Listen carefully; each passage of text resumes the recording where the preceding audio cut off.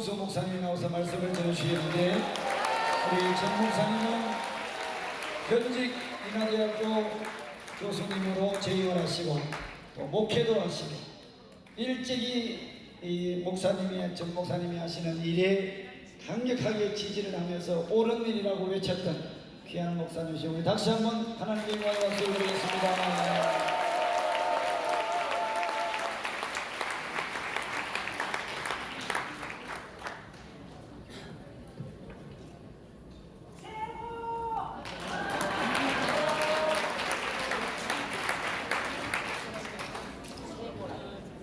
제가 좀 부흥 강사가 아니라 뒤에 안 들리세요? 뒤에 들리세요? 네, 왜냐하면 제가 소리를 크게 지르는 그런 스타일이 아니라 그냥 사실은 조금 작게 얘기하는 게 여러분이 이해하기에 좋습니다. 예? 안 들려요? 예.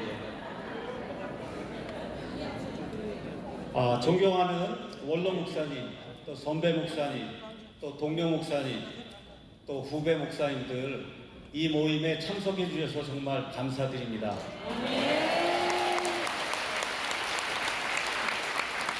저를 잠시 소개하도록 하겠습니다. 저는 1959년 인천에서 출생했습니다.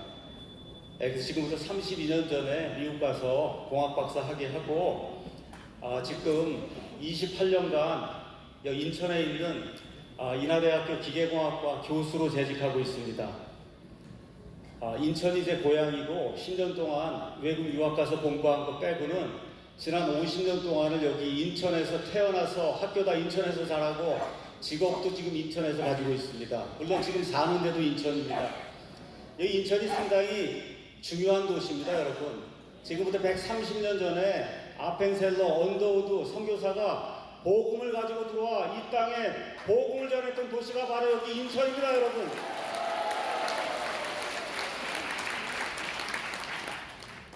저는 여기 계신 많은 목사님들처럼 전임 목사가 아닙니다.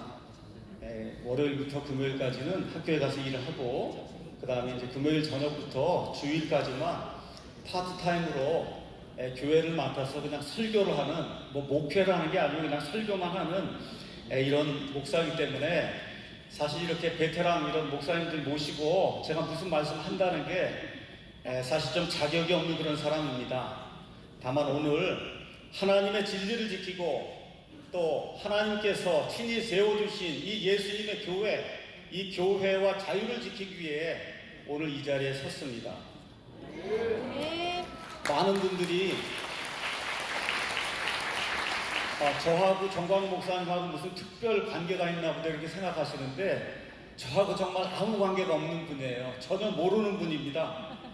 다만 하나님의 은혜로 우리 주 예수 그리스도의 십자가의 보혈로 구원받고 예수님의 부활 따라 같이 부활해서 하나님 앞에서 영원 무궁토록 같이 살게 될 형제가 바로 저 정광 목사님입니다. 여기 지금 모여있는 모든 목사님들도 마찬가지로 영원 무궁토록 형제 자매로 하나님 앞에 살게 될 그와 같은 분들이라고 믿습니다. 우리 대한민국이 지금 심각한 위기에 처해 있습니다. 그런데 너무나 많은 분들이 이 사실을 자각하지 못하고 있어요. 더욱이 하나님의 진리를 소유한 목사님, 교회 성도들, 그리고 많은 교회들의 다수가 지금 침묵을 지키고 있습니다. 그 이유는 뭐냐?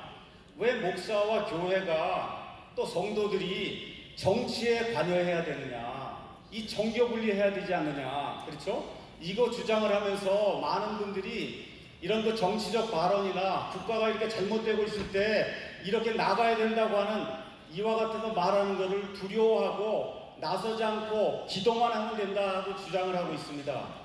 그래서 저는 오늘을 기독교가 어떤 것인가, 기독교의 정체와 정교분리가 틀리고 국교분리가 맞다는 것, 그 다음에 우리 기독교인들이 하나님의 진리와 자유를 지키기 위해 이 땅에 존재한다는 것, 이거를 성경과 역사의 진실을 가지고 여러분 앞에 전달하려고 합니다.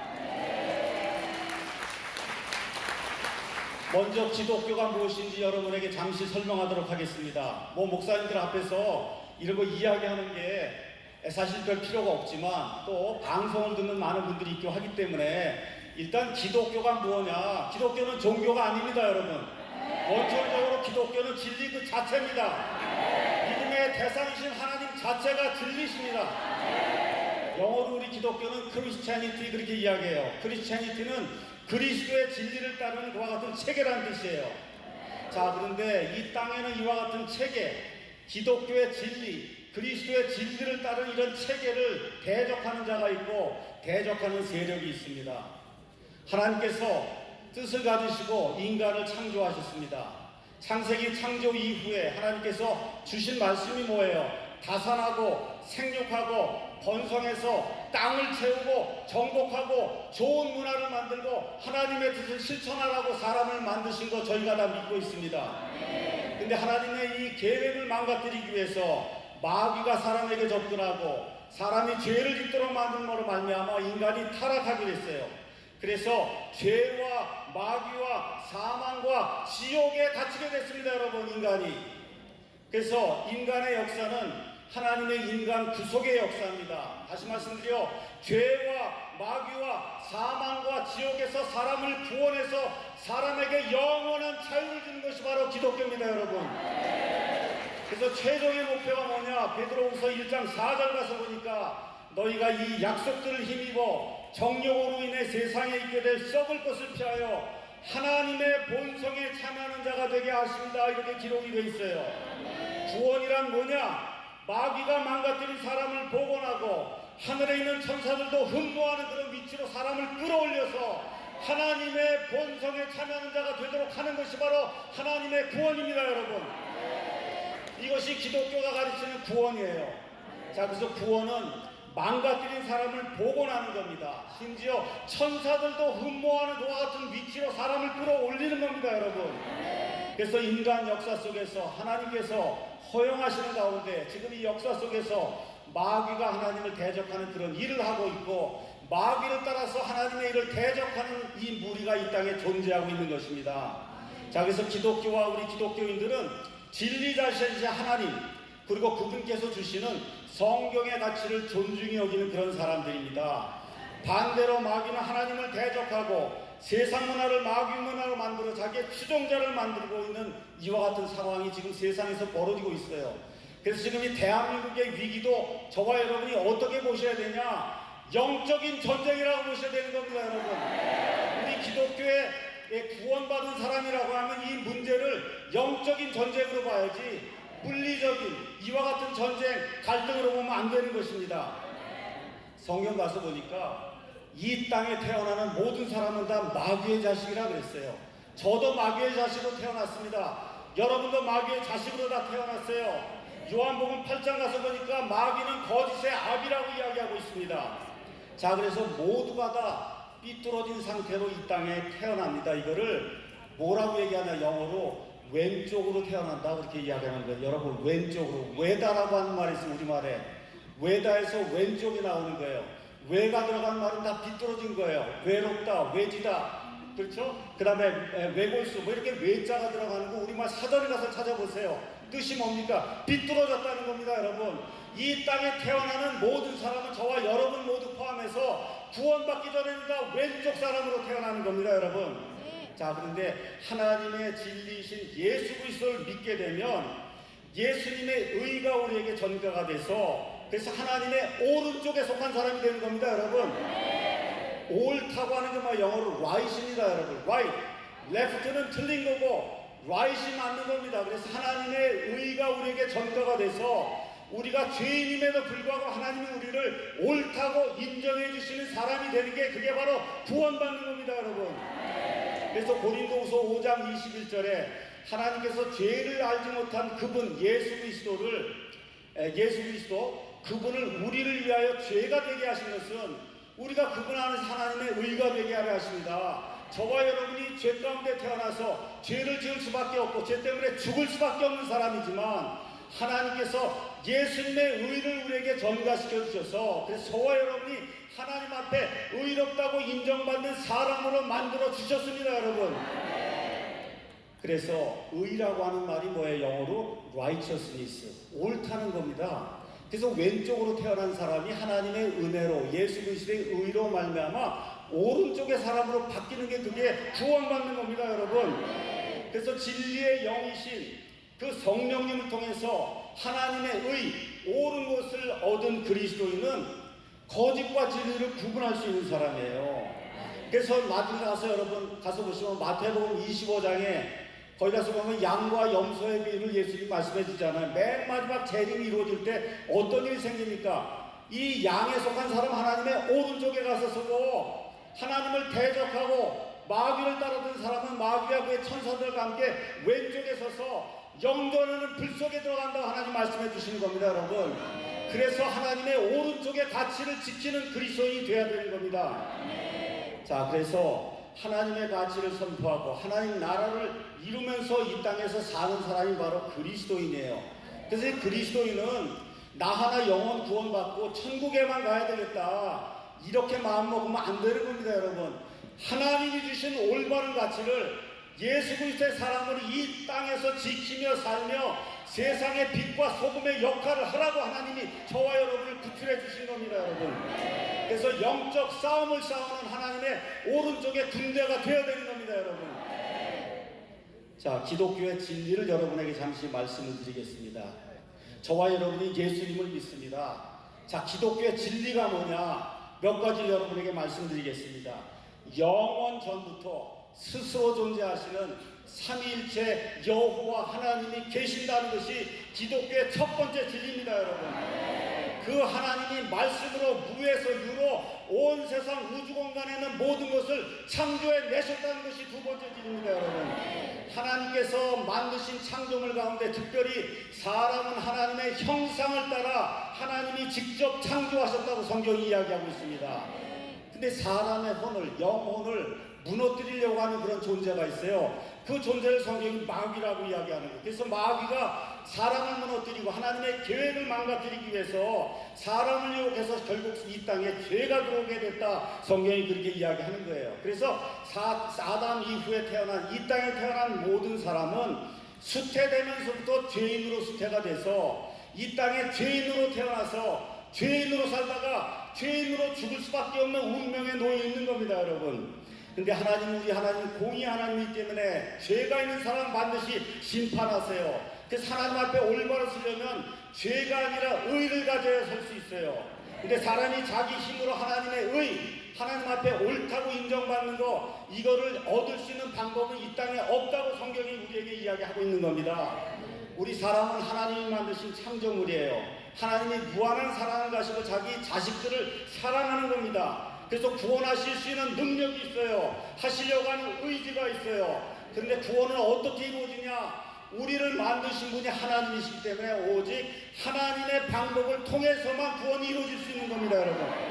그래서 우리 하나님께서 만세전에 우리 아들 하나님께서 이 땅에 처녀 탄생을 통해서 이 땅에 사람의 몸을 입고 오시는 성육신 계획을 작정을 하시고, 이 땅에 사람의 몸을 입고 2000년 전에 저 베들레헴 마곡간에서 태어나시고 33년 반을 사시다가 십자가 위에서 죽으시며 다 이루셨다고 말씀하시는 그 순간에 이 세상 모든 사람들의 죄가 제거되는 이와 같은 일이 생기게 되고, 예수님의 죽음과 예수님의 매장과 예수님의 부활, 이것을 믿는 모든 사람에게 하나님의 의가 전가가 되는 놀라운 일을 하나님께서 만들어 주셨습니다.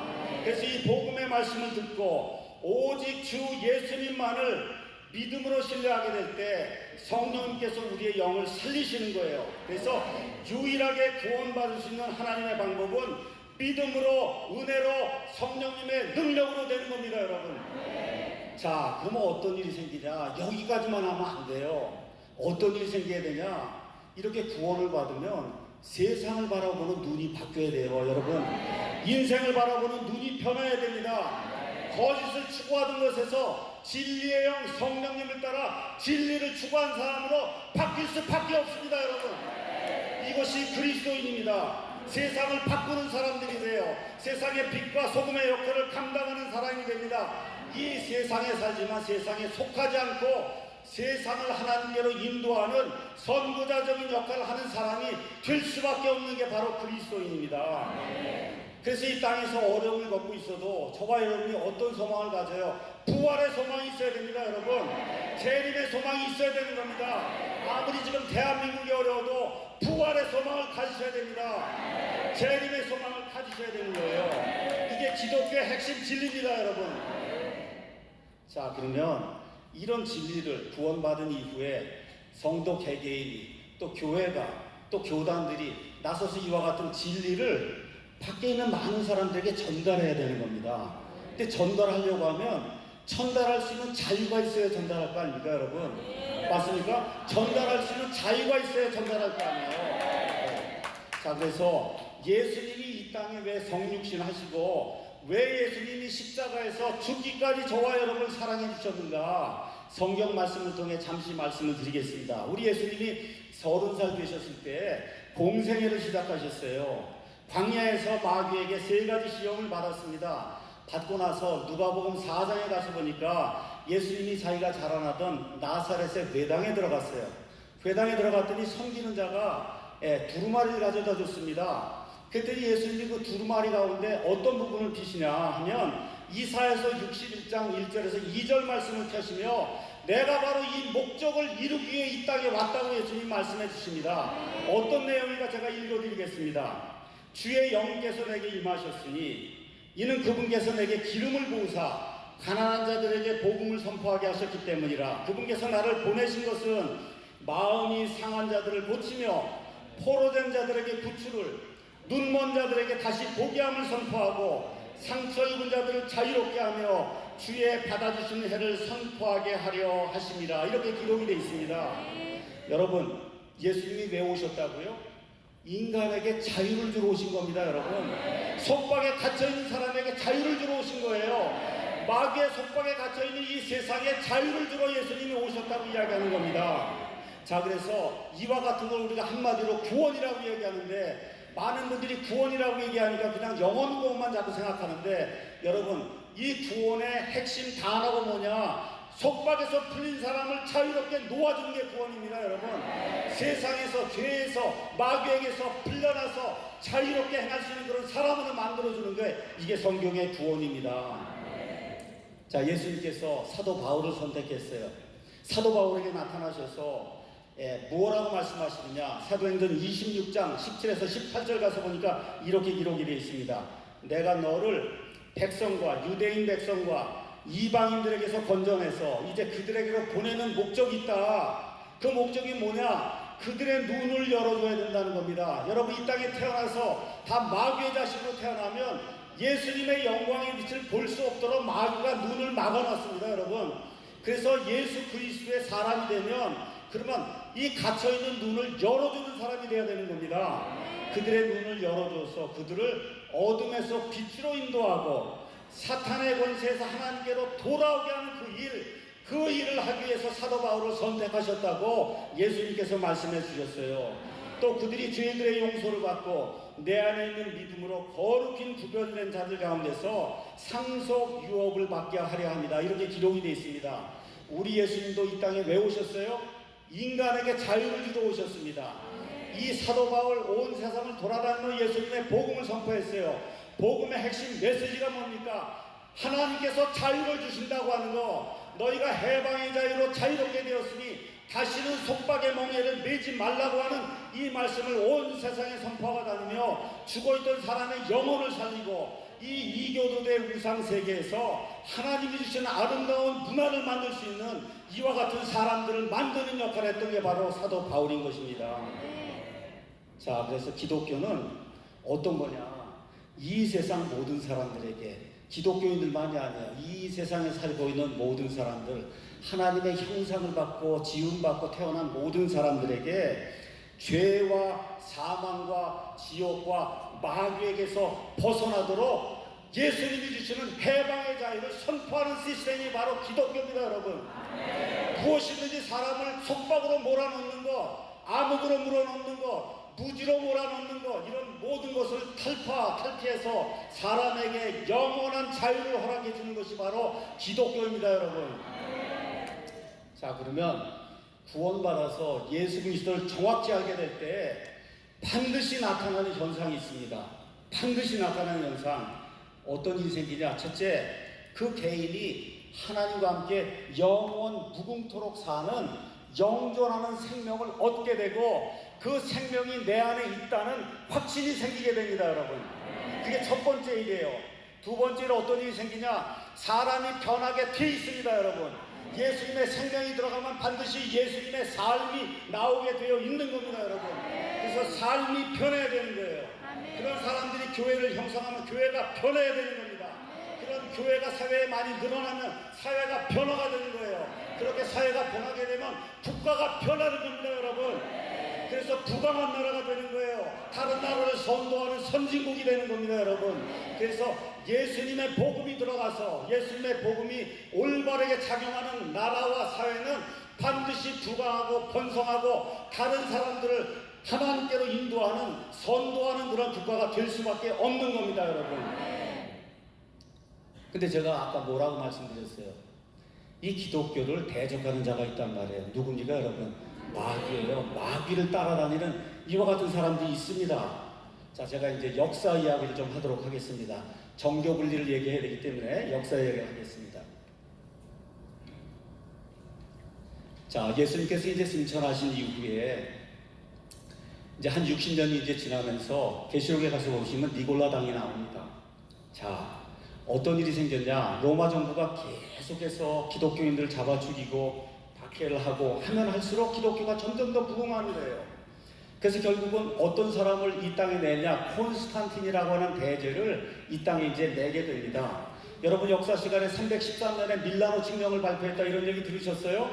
그래서 콘스탄틴 대제가 기독교를 공인했다. 여러분 기독교 공인한 게 아니라 좁은 길을 걷고 있는 이 기독교인들이 세상과 타협해서 큰 길로 가게 만든 장본인이 콘스탄틴 대제입니다, 여러분.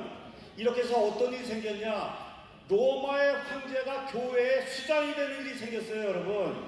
로마의 황제가 교회에 으뜸 가는 사람이 되는 그런 일이 생겼어요. 여러분 니케아 공회라는 말 들어봤습니까? 삼위일체 논쟁이 일어난 니케아 공회를 누가 열어요? 교회가 열잖아요. 그 마지막 결정을 누가 해요?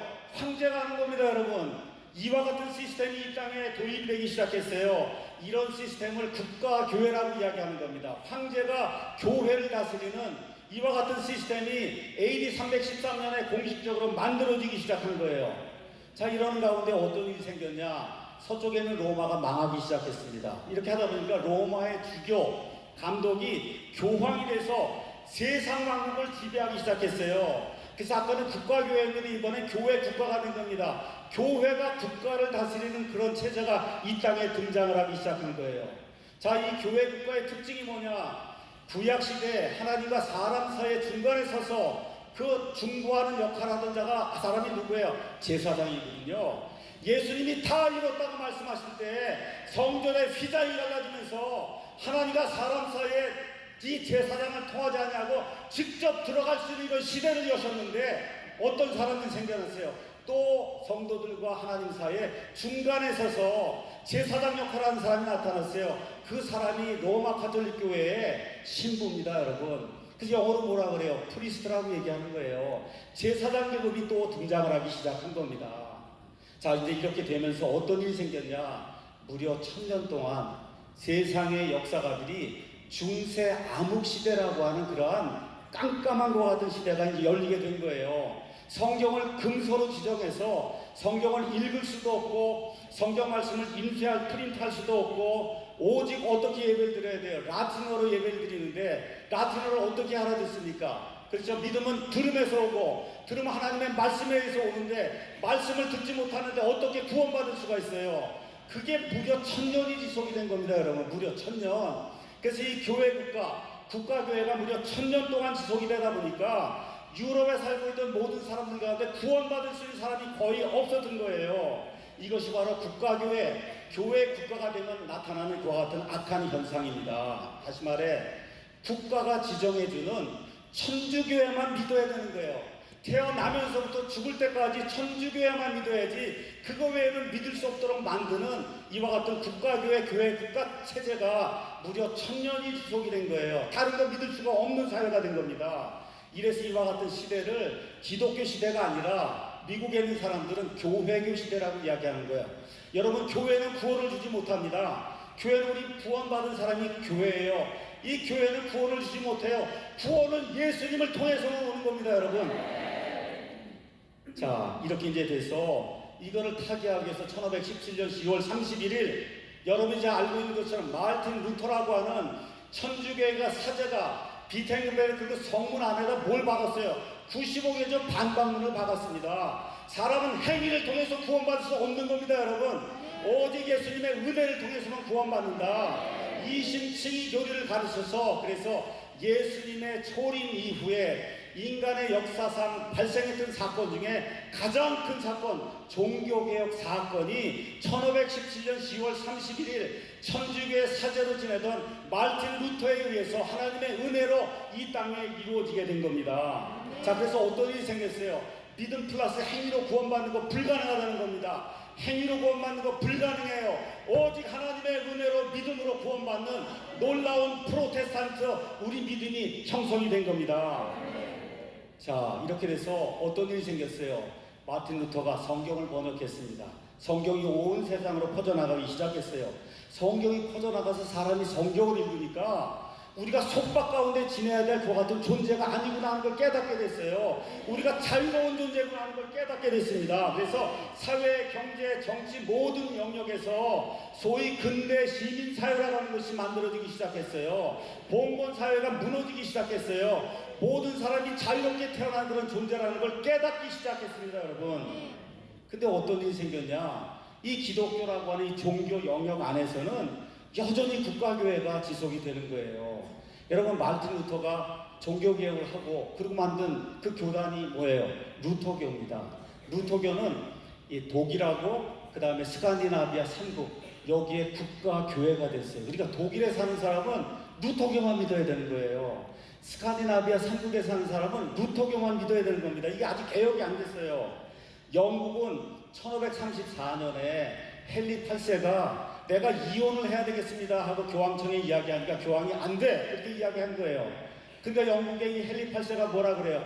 그러면 내가 지금부터 교회에 수장이 되겠다 해서 수장령을 발표하고 이제 우리 로마 카톨릭 교회가 아니라 교황의 지배를 받는 교회가 아니라 영국의 국왕이 지배하는 그런 교회를 만들겠다 해서 영국의 국교회가 만들어진 겁니다, 여러분. 그러니까 영국에 산 사람은 뭐만 믿어야 돼요?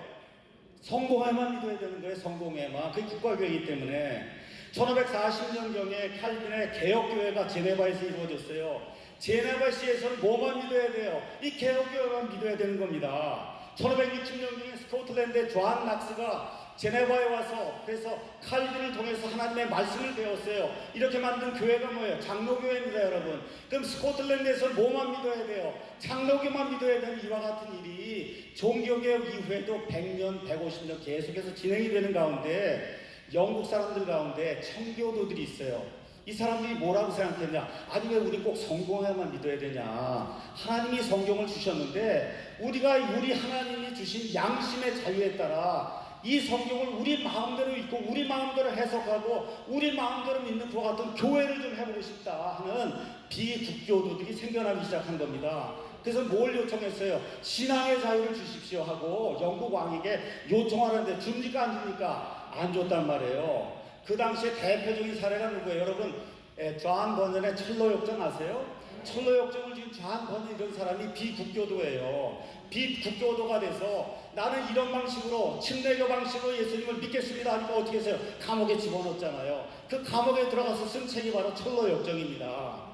자, 이렇게 돼서 모든 나라가, 유럽에 있는 모든 나라, 아시아에 있는 모든 나라, 아프리카에 있는 모든 나라, 이슬람권에 있는 모든 나라가 다 어떤 교회를 했냐? 국가교회를 한 겁니다. 이렇게 이제 하는 가운데 루터의 종교개혁이 생겨서 성경을 읽어보니 사람은 자유로운 존재이구나. 양심의 자유를 가진 존재다. 신앙의 자유를 가질 수 있는 그런 존재인데 왜 국가가 이것만 믿으라고 하느냐? 이것이 좋든 나쁘든 나는 성경에 있는 믿음에 따라 내 양심대로 예수님을 믿고 싶습니다. 이런 강한 욕구가 이제 생기기 시작해서 결국 1620년 102명의 청교도들이 신앙의 자유를 얻기 위해 영국의 플리마우스 항을 출발해서 어디로 갔어요? 신데리고 갔어요.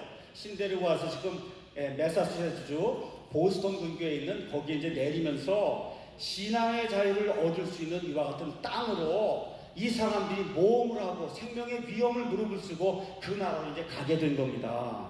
자, 근데 또 문제가 생긴 거예요. 어떤 문제가 생기냐? 신대륙에 와보니까 여러 종류의 교단들이 좀 많은데 장로교가 많은 데는 장로교만 해야 되겠다는 거예요. 이 전통이 그대로 남아서 천주교가 센 데는 우리는 천주교만 믿어야 된다고 그렇게 박해를 하고, 또 어떤 이제 성공회가 센 데는 오직 성공회만 해야 된다고 하는 이런 문제가 생겨서 거기 신앙의 자유를 얻고 양심의 자유를 가지고 어떤 것이든 내가 성경에 따라 믿기를 원한다는 믿음을 가지고 신대륙으로 넘어갔는데도 사람들 마음속에는 양심의 자유, 신앙의 자유가 무엇인가가 그때까지도 확고하게 확립이 되지 않았어요.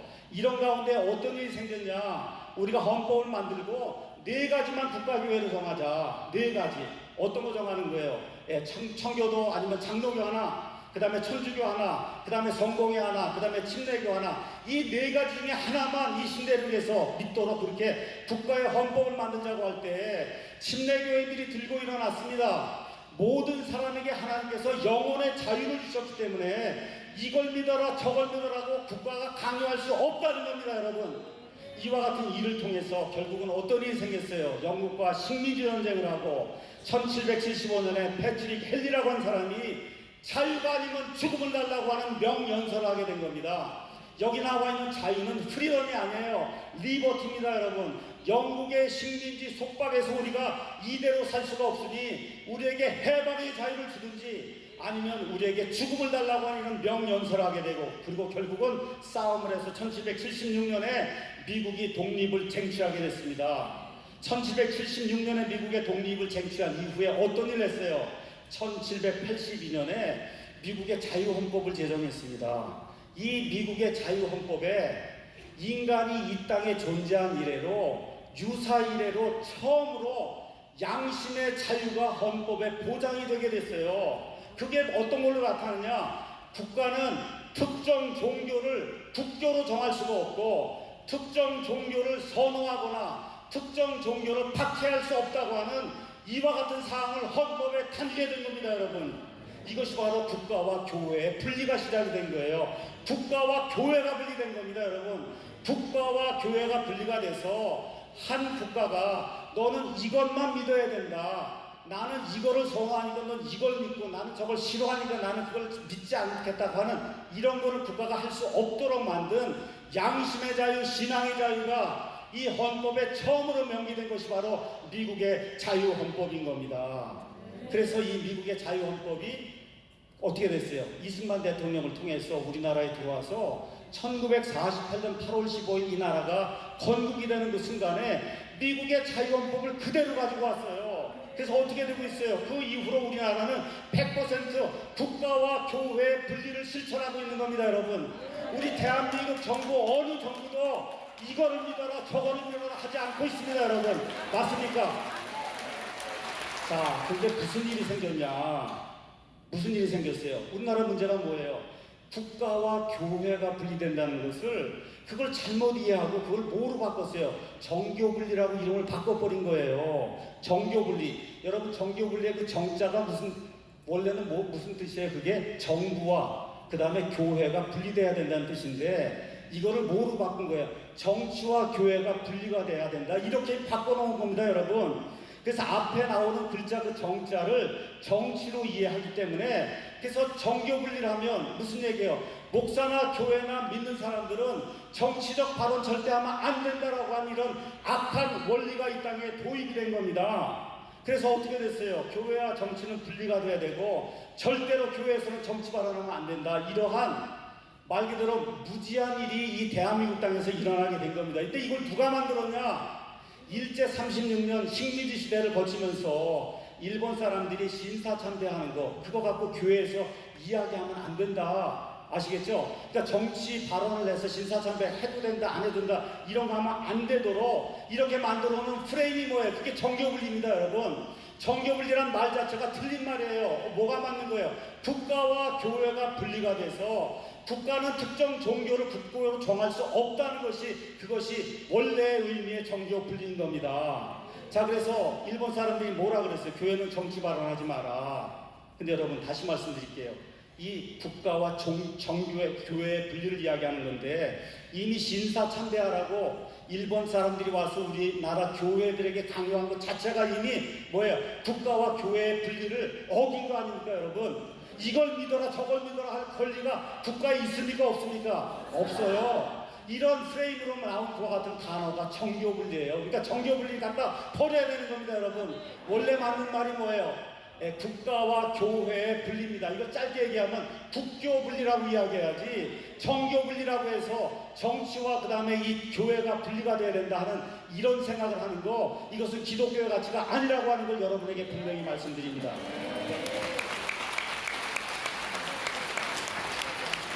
자, 그러면 이 모든 것이 어디에서 생겼냐? 미국에서 생겼어요. 이제 200년 조금 넘어간 겁니다, 여러분. 자, 그러면 자유헌법을 만든 미국을 한번 보겠습니다. 자, 미국을 만든 이 건국의 아버지들이란 누구예요? 기독교인들이에요.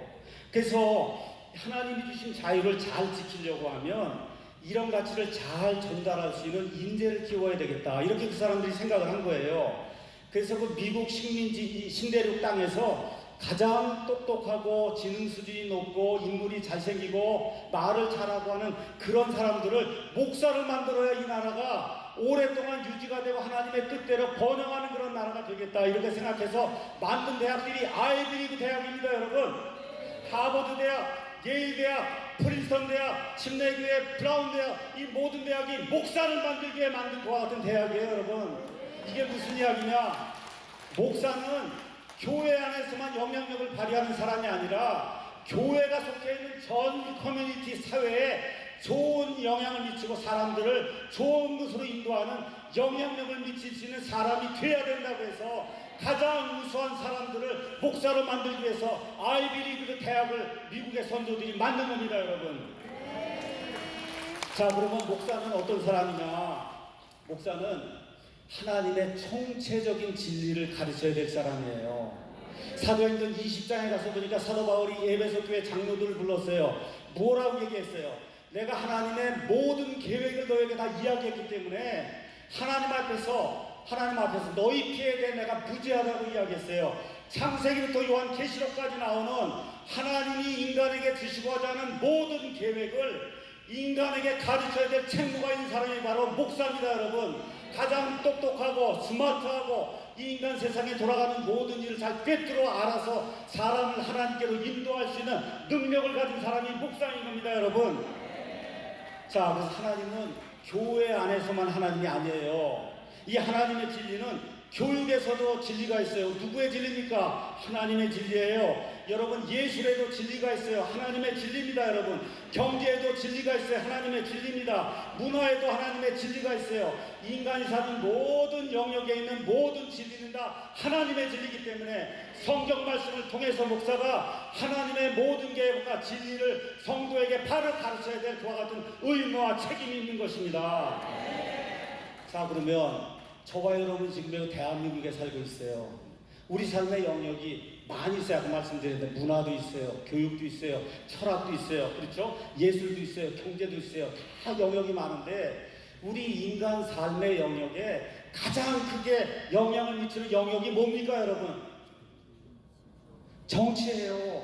정치. 저와 여러분의 삶에 가장 큰 영향을 미치는 그 영역이 뭐예요? 정치예요. 예를 들어봐요. 동성애법 통과되는 거 여러분 원하십니까? 원하지 않습니까?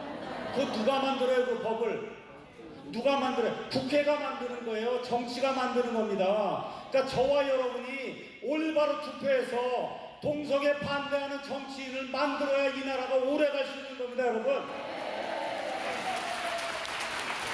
그렇기 때문에 정치가 우리 삶에 가장 큰 영향을 미치기 때문에 우리 그리스도인들이 하나님의 성경 말씀에 근거해서 이것은 하나님의 진리가 아니다라고 이야기하고 이렇게 해야 우리 민족이 오래 살고 번영할 수 있다고 저와 여러분이 이야기해야 될 책무가 있는 겁니다, 여러분. 자, 그래서 많은 미국의 정치학자들이, 많은 미국의 성경학자들이 정치를 가지고 이야기하면서 예를 드는 두 국가가 있어요. 한 국가가 어디냐? 대한민국입니다, 여러분. 다른 한 국가가 어디냐? 저 북한입니다, 여러분. 무엇을 보여주고 이야기하냐? 밤에 인공위성으로 찍은 사진을 보여주고 이야기해요. 인공위성으로 밤에 사진을 찍으면서 북한 반은 완전히 깜깜이고 이 대한민국은 완전히 빗덩어리로 돼 있는 거 여러분 아십니까?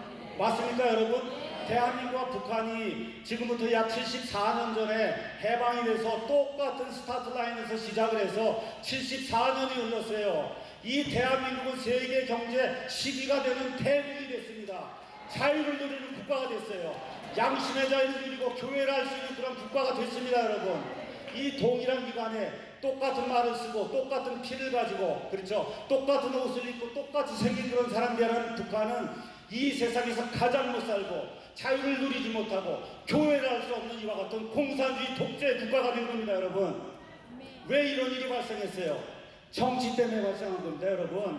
정치 때문에 발생한 거예요 여러분.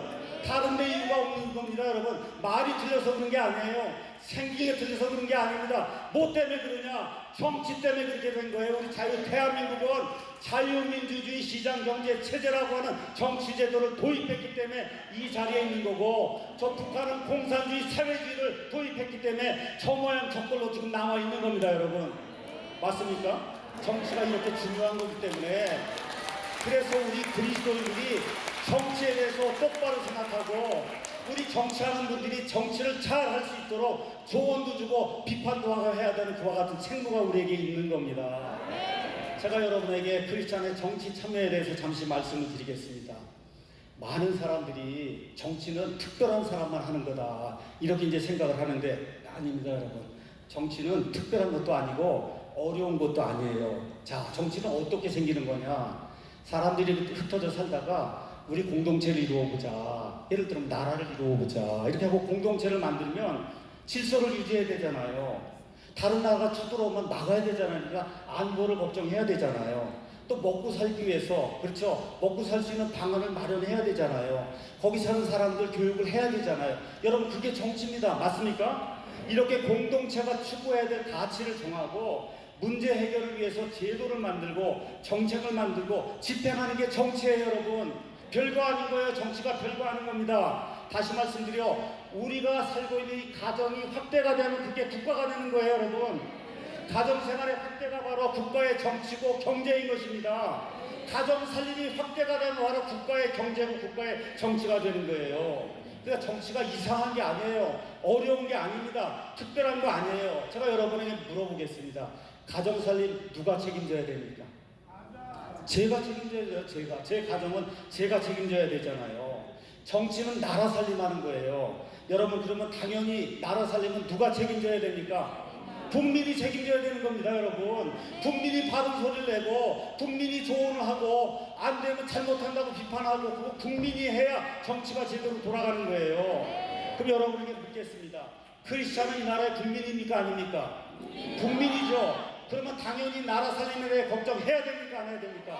그게 바로 정치에 대해서 그리스도인들이 걱정하고 정치에 대해서 올바른 조언을 해야 되는 겁니다 여러분. 그래서 우리 대한민국의 모든 국민은 그리스도인이든 불교도든 아무 믿음도 갖지 않는 이런 불신자든 당연히 정치에 대해서 의견을 말할 수 있는 권리를 가지고 있고 당연히 나라가 잘 되도록 그 의견을 개진해야 되는 책무를 가지고 있는 겁니다 여러분. 부당한 게 있으면 어떻게 해야 돼요? 항의해야 되는 거예요. 시정을 요구해야 되는 겁니다. 아니 시정을 해달라고 요구해야 될 것 같은 권리와 의무가 이 나라에 사는 모든 국민에게 주어진 하나님의 천부적인 자유입니다 여러분. 우리 기독교가 해야 될 일이 뭐예요? 예수님 오실 때까지 마지막 날까지 이 땅에서 뭐 해야 돼요? 예수님의 복음을 선포하고 전도해야 되지 않습니까? 그런 의무를 가진 건 맞습니까 여러분? 근데 여러분 안보가 무너져서 공산주의 체제가 되면 복음 선포할 수 있습니까 없습니까? 전도할 수 있어요 없어요? 교회가 문을 닫아야 되는데 무슨 일을 할 수가 있습니까 여러분? 근데 기도만 하고 있으면 됩니까 여러분? 안 된단 말이에요. 기도만 하고 있으면 안 되는 거예요. 기도만 하고 있으면 모든 문제가 다 해결된다면 여러분 전도할 필요가 뭐가 있어요? 그렇지 않습니까? 복음 전도지들도 나갈 필요가 뭐가 있어요? 기도만 하면 다 끝날 텐데 맞습니까 여러분? 미디어 선교할 필요도 없어요. 문서 선교할 필요도 없어요. 거리 설교할 필요도 없어요. 해외 선교할 필요도 없어요. 기도만 하면 다 끝나는데 뭐가 할 필요가 있습니까 여러분? 근데 여러분 실제로 기도만 해요? 아니면 진짜 나가서 복음 선포를 해요? 전도지도 나눠줘요? 해외 선교도 여러분 하시죠? 기도만 하고 있는 사람이 어디 있어요? 해야 되지 않습니까? 자, 이렇게 기도만 하지 않고 여러분이 복음을 선포하기 위해서 각종 노력을 지금 기울이고 있잖아요. 자, 그러면 국가의 안보를 지키기 위해 노력하는 거, 다시 말해 정치적인 발언하는 거, 이거 해도 돼요, 안 돼요? 되는 겁니다, 여러분. 예수님께서 만일 내일 오신다면, 아니면 내년에 오신다고 하면 뭐 공산화가 돼도 1년 참다가 죽으면 천국에 올라가니까 1년 참으면 됩니다, 여러분. 근데 예수님이 5년 후에 오실지 10년 후에 오실지 20년 후에 오실지 아는 사람이 있어요, 없어요? 없습니다. 그 사이에 한국이 적화가 돼서 공산화가 돼서 국민들이, 그리스도인들이 자유를 누리지 못하게 되면 예수님의 복음을 전할 수도 없고 예수님을 믿는다고 말로 고백도 할 수 없는 이와 같은 어려운 일이 우리 가운데 생기게 되는 겁니다. 이런 고통을 감내하실 그와 같은 분들이 있습니까, 없습니까? 그렇기 때문에 정치에 관여하지 말고 기도만 하라고 하는 사람들은 어떤 분이 그렇게 얘기했어요. 이 사람들은 바보이거나 악한 자들이다. 맞습니까, 여러분? 여러분, 기도만 하라고 하는 사람은 바보거나 아니면 어떤 사람이 악한 사람입니다, 여러분. 자, 미국의 경우를 잠깐 소개하도록 하겠습니다. 아까 말씀드린 대로 이 국가와 교회의 분리를 갖고 온 그 장본인이 누구냐? 제가 침례교 목사라 이런 얘기하는 게 아니라 역사적 사실 얘기하는 겁니다. 예, 누구냐 하면 침례교인들이에요. 그래서 지금 미국은 침례교인들이 다수를 이루고 있습니다. 자, 선거 시즌이 되면 어떤 일이 생기냐? 여러분, 미국의 보수주의 정당은 어디예요? 공화당입니다. 그렇죠? 자유주의 정당은 어디예요? 그것은 민주당이에요. 민주당. 자, 이렇게 되니까 이 침례교인들, 보수적인 침례교인들, 보수적인 감리교인들, 보수적인 장로교인들이 나타나서 목사들이 텔레비전에 나와서 인터뷰하고 누구 찍으라 그래요, 여러분? 누구 찍으라? 이번 같으면 트럼프 찍으라 그러지 않습니까, 여러분? 왜 그래요? 트럼프가 교회의 가치를 지켜주고 하나님의 가치를 지켜주고 미국의 자유를 지켜줄 수 있는 적임자라고 생각하기 때문에 CNN에도 나가서 팍스 TV에 나가서 목사가 이번에는 트럼프를 찍어야 됩니다 하고 이야기하는 나라가 미국입니다, 여러분. 여러분, 트럼프가 좋은 사람이라고 얘기하는 게 아니에요. 힐러리 클린턴보다 나은 사람이라고 얘기하는 겁니다, 여러분. 나라를 지키기 위해서 이 사람이 저 사람보다 하나님의 자유의 가치를 지켜줄 수 있는 사람이라고 판단이 되기 때문에 미국의 가장 큰 침례교회는 달라스에 있어요. 그 달라스 제1침례교회 라버트 제프리라고 하는 목사님이 CNN에 나가 인터뷰합니다. 팍스 TV에 나가 인터뷰해요. 성도 여러분, 이번에 트럼프를 찍어야 됩니다. 재선할 때도 트럼프를 찍어야 됩니다 하고 온 교인들에게, 미국에 있는 성도들에게 말을 하는 게 목사입니다, 여러분.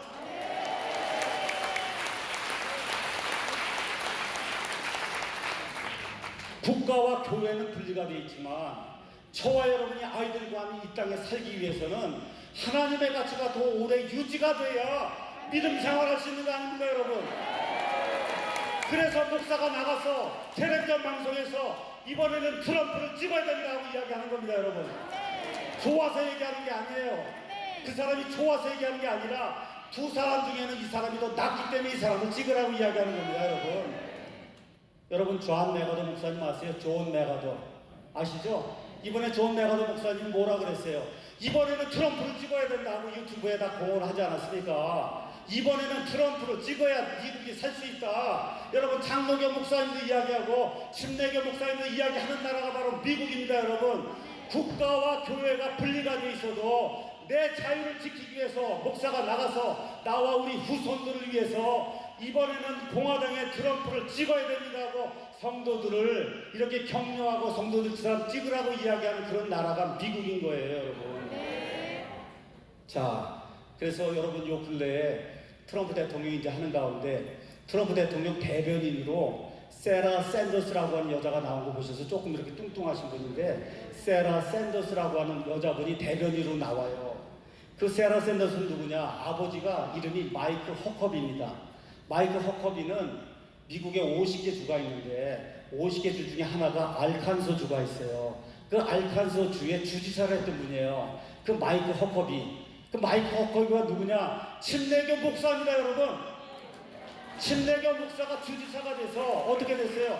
공화당 대통령 후보로 나오지 않았습니까, 여러분? 그러니까 트럼프가 이 사람을 좋아해서 그 사람의 딸을 백악관에 태백을 시킨 거예요, 여러분.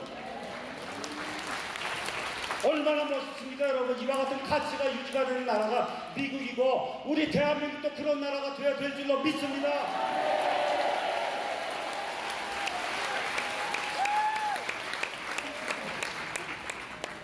미국만큼 국가와 교회가 완전히 분리된 국가가 없습니다.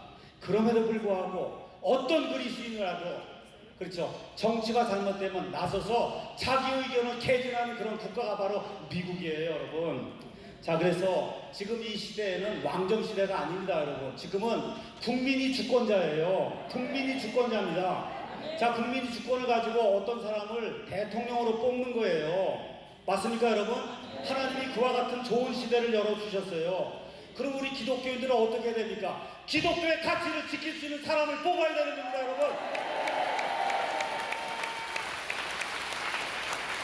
동성애 반대하는 사람을 뽑아야 되는 거예요. 진화론 반대하는 사람을 뽑아야 되는 겁니다, 여러분. 낙태 반대하는 사람을 뽑아야 되는 거예요. 과격한 이슬람교도 이 땅에 들어오는 거 반대하는 사람을 뽑아야 되는 겁니다, 여러분. 차별금지법 반대하는 사람을 뽑아야 되는 겁니다, 여러분. 공산주의, 사회주의 반대하는 사람을 뽑아야 되는 겁니다, 여러분. 여러분, 조심하셔야 됩니다. 기독교인을 뽑으라는 게 아니에요, 여러분. 기독교인을 뽑으라는 게 아닙니다. 여기 선거 때만 되면 그러면 이렇게 들어와서 기독교인이라고 그러고 인사하겠다고 들어온 사람, 이런 사람 뽑으면 안 되고, 어떤 사람을 뽑아야 되냐? 기독교의 자유 가치를 지켜줄 수 있는 사람을 뽑으면 되는 거예요, 여러분. 그 사람이 불교를 믿든 천주교를 믿든 무신론자가 돼도 좋습니다. 동성애 반대하고, 진화론 반대하고, 낙태 반대하고, 과격한 이슬람 반대하고, 차별금지법 반대하면 그 사람을 찍어야 저와 여러분의 자유의 가치가 지켜질 수 있는 겁니다, 여러분. 자유민주주의, 자유시장경제 체제에 대한 확고한 믿음을 가진 사람, 이 사람을 뽑아야 저와 여러분의 자녀들이 이 땅에서 번영할 수 있는 겁니다, 여러분. 세계 역사를 여러분에게 잠시 말씀드리도록 하겠습니다. 성경대로 믿으면 성경에 나와 있는 그 연대기를 옛날에 어셔라고 하는 분이 연대기를 쭉 정리를 했어요. 누구는 몇 살을 살고 누구는 몇 살을 살고 누구는 몇 살을 살고 해서 어셔의 그 연대기를 보면 대략적으로 인간이 출생해서 지금까지 약 6,000년 정도 시간이 걸렸다 그럽니다. 자, 미국의 건국의 아버지들이 자유헌법을 만들었어요. 자유헌법이 어디서 나왔어요? 성경에서 나온 겁니다, 여러분. 그래서 이 사람들이 성경을 통해서 자세히 살펴보니까 어떤 걸 발견했냐? 개인이든 통치자든 지도자들이 하나님의 진리를 추구하려고 했으면 그 개인과 국가가 번영을 한다는 걸 알게 된 겁니다, 여러분. 여러분, 이 서구 근대사회는 두 가지 기본 주춧돌이 있어요. 그걸 미국 사람들은 뭐라고 얘기하냐? 주디오 크리스찬 밸류라고 얘기해요. 하나는 유대교의 가치, 하나는 기독교의 가치. 이 두 가치를 지키면 그 개인과 국가는 번영한다는 겁니다, 여러분. 그것이 10가지 명령으로 압축된 게 바로 10계명이에요. 여호와 하나님만 믿어야 된다는 겁니다, 여러분. 다른 신을 두지 말라는 겁니다, 여러분. 도둑질하지 말라는 거예요. 부모를 공경하라는 겁니다.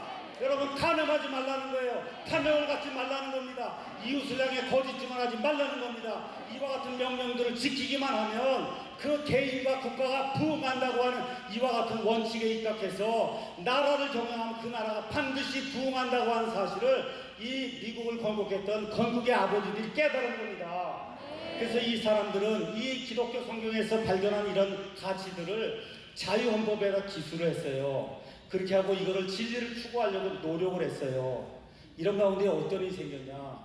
지난 6,000년 동안의 인간 역사 가운데 가장 강력하고 강성한 국가가 된 나라가 미국입니다, 여러분. 왜 그래요? 하나님의 가치를 지키려고 할 때 하나님께서 가장 강력하고 최강국이 될 수 있도록 만들어 주신 것을 여러분이 믿어야 됩니다, 여러분.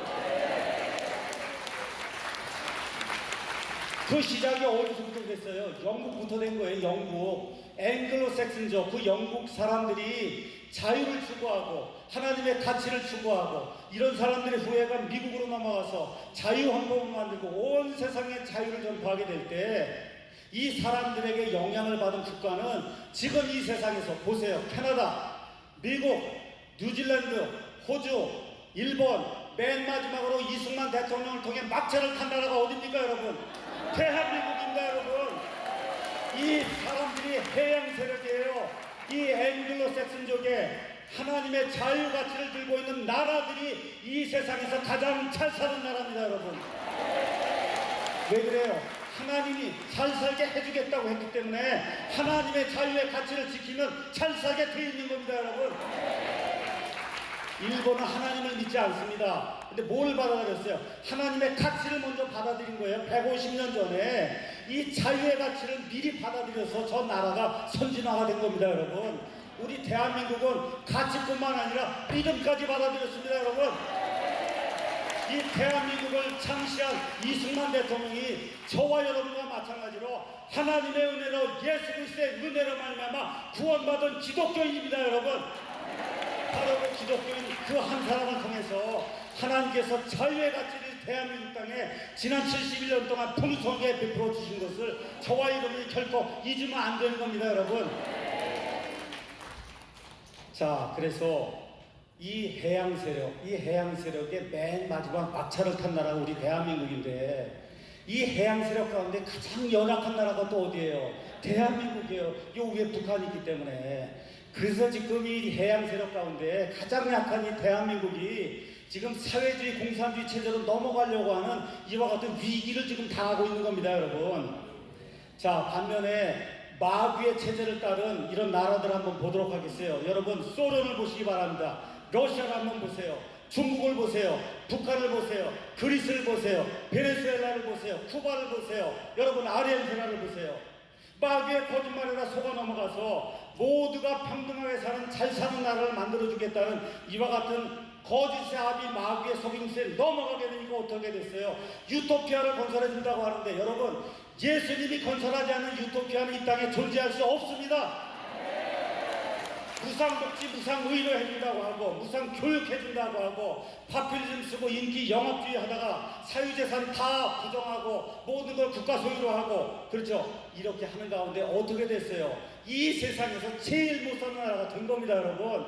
마귀의 시스템을 따르면 제일 못 사는 나라, 자유가 없는 나라, 말로 평등하지 않고 평등이 어떤 평등이에요? 저 하양 평등 나라가서 제일 못 사는 나라가 되는 게 그게 마귀의 시스템입니다 여러분. 여러분, 자유가 없으면 복음 선포가 불가해요. 러시아에서 복음 전할 수 있어요. 중국에서 마음 놓고 복음 전할 수 있어요. 북한에서 마음 놓고 복음 전할 수 있습니까? 없습니까? 안 되는 거예요 여러분. 심지어 사는 것도 불가능한 겁니다 여러분. 그래서 인류의 역사를 한번 보시기 바랍니다.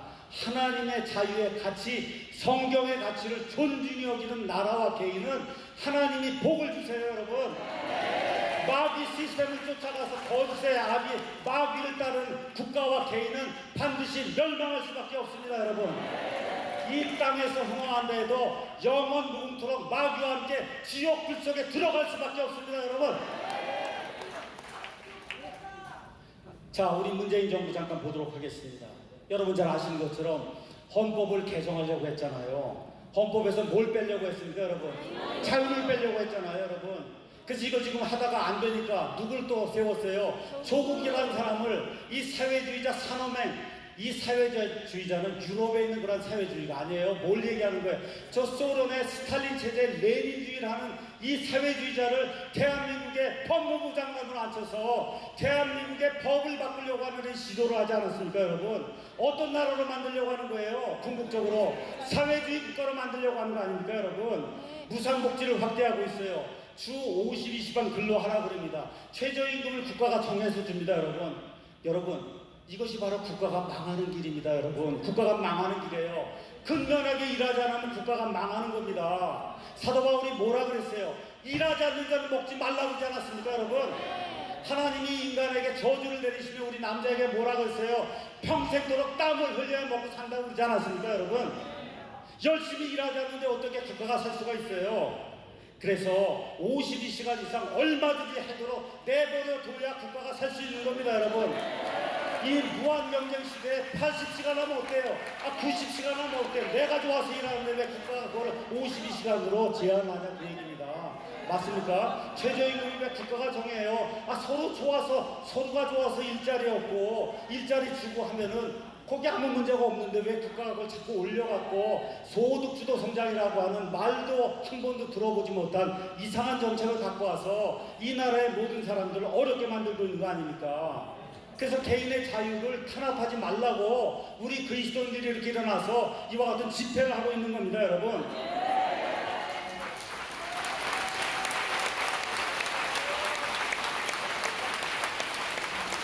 우리 고등학교 제도도 한번 보세요. 여러분, 왜 모두가 다 일반 고등학교만 가야 됩니까? 왜 모두가 공부 하나도 안 하고, 그렇죠? 놀고 먹는 혁신고등학교만 가야 돼요? 여러분, 앞으로 20년, 30년 뒤에 이 나라를 누가 이끌고 가야 됩니까? 지금 고등학교, 대학교 다니는 아이들이 이끌고 나가야 되면 영재를 만들어야 되잖아요, 여러분.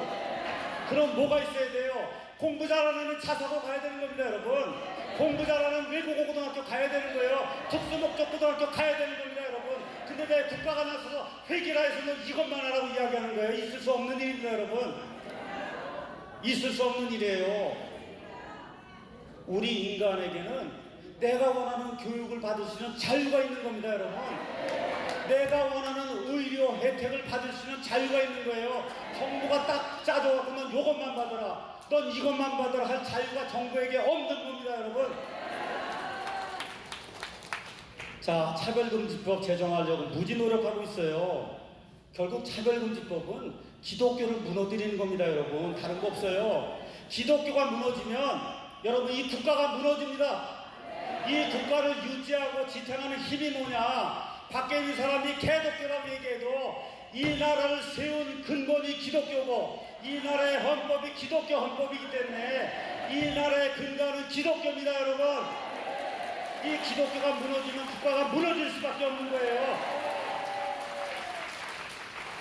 그래서 우리 기독교인들이 정신을 차리고 특별히 우리 기독교인들, 목사들과 교회는 자유민주주의의 그 자유를 지키기 위해서 기도만 하면 안 됩니다, 여러분. 목소리를 내야 되는 겁니다, 여러분. 다시 말씀드릴게요. 이것이 하나님의 뜻입니다, 여러분. 이 성경이 이야기하는 거예요. 로마서 13장에 모든 권력은 하나님에게서 온다. 권력에 순종해라. 맞습니까? 맞지 않습니까? 맞는 말이에요. 그런데 그 권력이 하나님의 가치에 도전해서 우리 영혼의 자유를 빼앗으려고 하면 그때는 저와 여러분이 항거해야 되는 겁니다, 여러분. 말틴 루터가 항거를 했습니다, 여러분. 요한 칼빈이 항거를 했습니다, 여러분. 미국의 기독교인들이 항거를 했습니다, 여러분. 우리 대한민국의 이승만 대통령이 항거를 했습니다, 여러분. 3.1운동에 우리 기독교인들이 항거했습니다, 여러분. 이런 항거를 해서 올바로 국가를 만드는 거, 저와 여러분이 무슨 무장을 하고 폭동을 일으키라는 것이 아니라 이렇게 가면 나라가 죽으니 올바른 방향으로 정책을 세워주십시오 하고 우리의 목소리를 내는 것은 저와 여러분에게 하나님이 주신 천부적인 권리라고 한 사실을 반드시 기억을 해야만 되는 겁니다, 여러분. 다시 말씀드려요. 예수님 믿는 사람이 좌익이 될 수 없는 겁니다, 여러분. 여러분, 좌익이 뭐예요? 동성애 찬성하는 거 아닙니까? 공산주의 찬성하는 거 아닙니까? 하나님을 대적하는 거 아닙니까, 여러분? 예수님을 믿는데 어떻게 좌익이 될 수 있어요, 여러분? 불가능한 겁니다, 여러분. 내가 정말 예수님을 똑바로 알고 있나 다시 한번 확인해 봐야 됩니다, 여러분. 하나님은 오른쪽에 하나님이에요. 올바른 걸 추구해요. 오른쪽에 하나님입니다, 여러분. 이것을 반드시 기억을 해야 되는 것입니다. 자, 목사는 어떤 사람이냐? 잠언 22장 3절에 가서 보니까 분별 있는 자는 재앙을 미리 보고 숨거니와 단순한 자들은 나아가다가 벌을 받느니라. 여러분, 우리나라도 재앙이 있잖아요. 예, 그 재앙을 미리 보고 어떻게 숨어야 되는 거예요. 재앙, 여러분 지금 공산주의 사회주의 재앙이 우리 앞에 놓여 있으면 이걸 어떻게 극복해야 되겠다 생각하고 목소리를 내야 되는 겁니다, 여러분. 근데 단순한 자들은, 생각이 없는 사람들은 어떻게 돼요? 그대로 밀고 나가다가 벌을 받는다고 성경이 이야기하잖아요. 목사가 해야 될 일이 뭡니까? 재앙이 있음을 미리 보고 구약의 선지자들, 하나님의 말씀을 맡았던 대언자들처럼 경고의 목소리를 내야 되는 겁니다, 여러분. 하나님의 가치를 지키기 위해서 성경의 가치를 지키기 위해서, 대한민국의 자유민주주의 헌법을 지키기 위해서 목사가 재앙을 미리 보고 목사가 교인들에게 선포해야 되는 겁니다. 이것이 하나님의 뜻입니다, 여러분. 이것이 목사의 마땅한 의무입니다, 여러분. 이것을 산속 동자도 할 수 있는 거예요. 초등학교 다니는 아이도 할 수 있는 건데 이게 어려운 게 아닙니다, 여러분. 지난 71년 동안 우리 하나님께서 이 땅에 자유민주주의 시장경제체제를 허락해 주셨어요. 박정희라고 하는 말 그대로 대한민국 역사에서 가장 뛰어난 위인을 이 땅에 보내주셔서 먹고 사는 문제 해결해 주지 않았습니까, 여러분? 저는 인천에서 자랐습니다. 제가 초등학교 이렇게 다니고 그럴 때 여기 인천에 군인 부대가 있었어요. 미군 부대가. 미군 부대에서 나는 뿔뿔이 죽 먹고 살았습니다, 여러분. 이렇게 어렵게 살았어요. 50년 전에. 지금 세상에 나가보면 우리나라처럼 모든 게 좋은 나라가 거의 없습니다, 여러분. 국민 소득은 3만 불뿐이 안 되지만 미국이나 일본보다 실질적으로 국민이 사는 생활 수준을 가서 보면 훨씬 더 좋은 나라가 우리나라입니다, 여러분. 안전에 문제가 없어요. 누가 권총 들고 사람 죽이지 않잖아요. 맞습니까, 여러분? 차 다 갖고 있잖아요. 넓은 집 다 갖고 있지 않습니까, 여러분? 이런 나라가 이 땅에, 이 지구상에 몇 나라 없어요. 그 몇 나라 가운데 대표적인 나라가 대한민국입니다, 여러분. 이 나라를 누가 만들어줬어요? 이승만과 박정희를 통해서 하나님께서 기독교라고 하는 것에 복을 주셔서 이 나라를 만들어 주셨습니다, 여러분. 이렇게 잘 사는 나라에 살면서 모든 것을 누리면서도 대한민국은 태어나면 안 되는 그런 나라다 하고 대한민국을 반대하는 반대한민국 세력이 점점 확대가 되고 있습니다. 이걸 우리가 반대세라고 얘기해요. 대한민국 세력 대세가 있고 반대한민국 세력 반대세가 있어요. 이 반대세가 되게 좌파, 사회주의, 공산주의, 친북, 친중, 이거 하는 사람들이에요. 반미 세력입니다, 여러분. 선동하는 사람들이에요, 여러분. 법치를 파괴하는 사람들이에요, 여러분. 성경이 뭐라고 이야기하냐? 이 국가에 그런 사람들이 넘치고 넘치면 그런 국가는 반드시 망할 수밖에 없다고 이야기하는 겁니다, 여러분.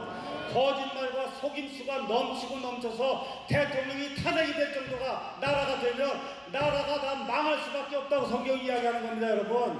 그래서 저와 여러분이 우리 그리스도인들이 자복하고 통회해야 되는 거예요. 우리가 제대로 나라를 지키지 못한 거, 우리 목사들 비롯해서 온 성도들이 하나님 앞에 무릎을 꿇고 회개하고 눈물을 흘리며 우리의 죄악을 하나님 앞에 내어놓고 기도하고 어떻게든 하나님 다시 한번 이 나라를 지켜주시기 바랍니다 하고 울고 하나님 앞에 회개하게 될 때 지난 71년 동안 이 나라를 지켜주신 우리의 아버지 하나님께서 이 땅의 자유와 평화를 지켜주실 줄로 믿습니다, 여러분. 이 일을 위해서 바로 우리 교회와 목사들이 오늘 이 시간부터 일어나서 하나님께 기도하고 교인들에게 올바른 걸 가르치고 좋은 유튜브 동영상에서 퍼서 날르고 또 무슨 애국 집회가 있다면 비폭력으로 나가서 우리의 뜻을 알리고 하는 그런 일을 해서 하나님이 주신 나라, 하나님이 우리에게 주신 복음의 자유, 이것을 지키는 저와 여러분이 되기를 우리 주 예수 그리스도의 이름으로 축원합니다.